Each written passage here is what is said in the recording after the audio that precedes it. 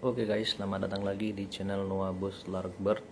Saya akan mereview lagi tentang bahan SRDC yang saya beli di kios Fatih Kicau yang berada di Pondok Gede, lebih tepatnya di Pinang Ranti, Jakarta Timur. Di tutorial ini saya akan membahas atau mengulas jauh lebih detail bagaimana cara memilih bahan SRDC jantan prospekan, dan kedua bagaimana sih cara merawat SRDC bahan sampai bisa makan fur kasar. Anda harus ikuti terus video saya ini, dan jangan lupa like dan subscribe agar supaya Anda tidak ketinggalan informasi-informasi yang bermanfaat seputaran kicau mania. Untuk pemilihan bahan SRDC jantan prospekan sama halnya dengan para kicau mania lainnya. Pertama, kita akan lihat dari bagian parunya. Bagian parunya tidak ada yang cacat, tidak ada yang patah, paruh atas atau paruh bawah. Terus warnanya hitam pekat. Terus kepalanya agak rata dan matanya melotot seperti ini guys. Untuk mengetahui lebih jelas apa ini jantan atau betina, kita harus melihat warna paruhnya bagian dalam. Biasanya kalau warna paruhnya bagian dalam berwarna hitam pekat, itu positif SRDC jantan guys. Simak terus videonya guys. Seperti ini guys, bisa lihat dengan jelas kalau bagian dalamnya berwarna hitam dan lidahnya berwarna hitam juga guys. Ini positif SRDC jantan guys. Itulah cara melihat bahan SRDC jantan prospekan. Terus kedua, kita masuk ke bagian kaki guys. Usahakan kalau Anda memilih bahan SRDC di ombyokan, Anda harus cek kakinya. Paling pertama, Anda mulai dari dengkulnya yang ini. Cek apakah ada luka atau enggak. Terus kedua, ngecek bagian kuku-kukunya. Usahakan semua kukunya itu lengkap, tidak ada yang kurang guys, seperti yang ada di video ini guys. Kita bisa lihat dengan jelas. Saya coba pakai pensil seperti ini guys. Untuk pegangannya itu sangat bagus, sangat simetris, kuku bagian depan dengan kuku bagian belakang. Terus kita masuk ke bagian sayap. Untuk memilih bahan, Anda harus lebih teliti semuanya. Tidak apa-apa guys, sedikit repot tapi hasilnya memuaskan. Usahakan sayap-sayapnya itu semua bulunya tuh lengkap guys, seperti ini. Sayapnya harus lengkap, sayap kiri kanannya harus lengkap. Terus untuk buluh bagian ekornya juga harus diperhatikan juga. Bulunya harus rapi dan lengkap, tidak ada yang kurang. Dan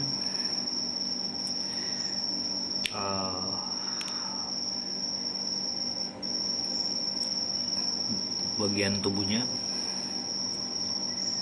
harus gemuk, supaya kita tahu kalau bahan yang kita beli itu bahan yang sehat guys. Seperti ini.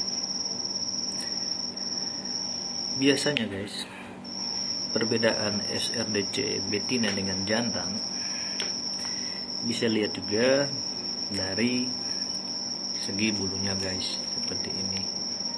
Kalau SRDC jantan, warna coklatnya lebih tebal atau lebih pekat. Kalau SRDC betina, warna coklatnya lebih buram guys. Perbedaannya kira-kira seperti itu. Terus ini penampakan SRDC nya. Ini saya beli di Fatih Kicau. Fatih Kicau menyiapkan bahan-bahan SRDC yang prospekan, dan dia juga mendatangkan bahan-bahan SRDC dari Bali guys. Jadi kalau Anda mau beli bahan SRDC Bali, Anda bisa datang ke Fatih Kicau. Tempatnya berada di Jakarta Timur, Pondok Gede, lebih tepatnya di Pinang Ranti guys. Oke guys, sampai di sini dulu tentang pembahasan bahan SRDC prospekan. Saya akan masuk ke pembahasan bagaimana cara merawat bahan SRDC yang baru beli dari Om Yokan. Anda simak terus atau ikutin terus video saya, jangan di skip karena ini bagian terpenting juga supaya Anda tidak ketinggalan informasi guys.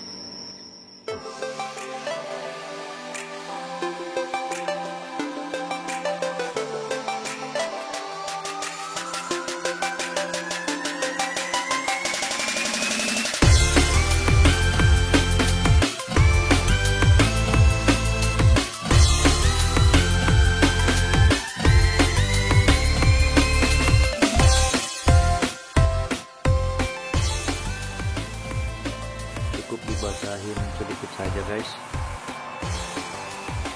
jangan sampai terlalu basah.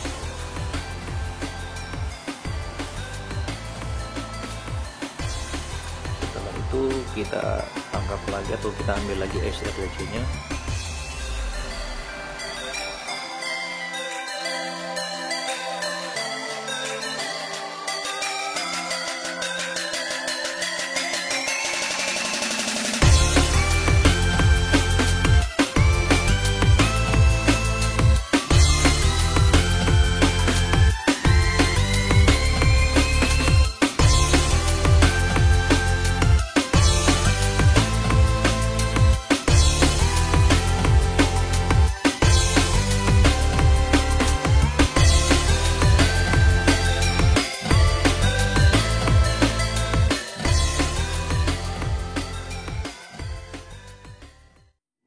Oke guys, di segmen ini saya akan berbagi tips bagaimana cara bahan SRDC ini mulai belajar mengkonsumsi fur. Di sini saya sudah siapin ada 3 pakan hidup dan pakan fur. Ada jangkrik, banyaknya 3 ekor, dan ada ulat Hongkong ada 7 ekor. Terus bagaimana caranya? Anda simak terus video saya ini. Yang paling pertama, kita harus halusin fur ini agar supaya pakan yang kita campur ini atau ulat Hongkong dengan jangkrik yang kita akan campur ini bisa kecampur dengan baik. Caranya kita bisa halusin, ini saya pakai obeng karena bawahnya ada besi. Sangat gampang guys dan mudah.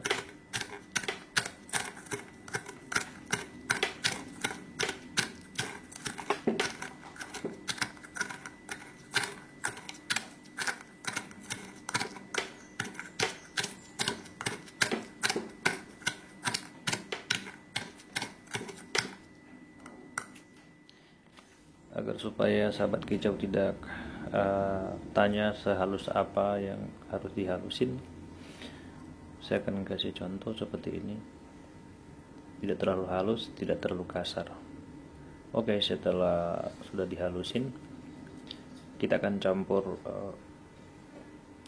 jangkriknya dengan ulat Hongkongnya dengan cara ulat Hongkong kita gunting menjadi 2 bagian, dan jangkrik saya pilih yang lumayan gede-gede atau besar-besar supaya bisa dibagi menjadi 3 bagian. Contohnya seperti ini.